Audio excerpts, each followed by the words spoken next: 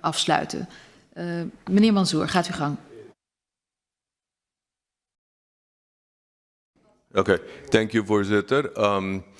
I think when we're, just to add on a little bit of what my colleague shared, when I heard the presentation of the Slavery Museum and I heard the reference to hair and color, I think Aruba is not exonerated from those issues. The truth is structural racism is alive in our society.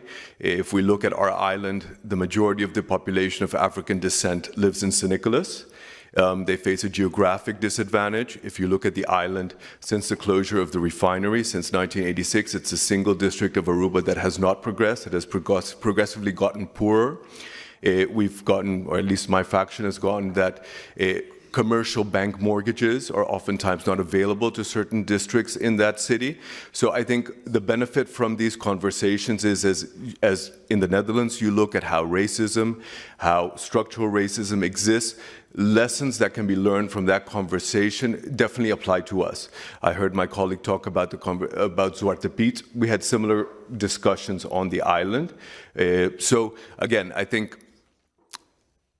along with the slavery is this examination of structural racism, and it's a problem that definitely exists in Aruba. There is income inequality, there's disparity based on race and color. So hopefully one of the results of this introspection on a kingdom level can certainly apply to our island and how we can do better to make sure that everybody has equal opportunity. Thank you, Mr. Mansour. Dan geef ik nu graag het woord aan mevrouw McWilliam. Gaat u gang.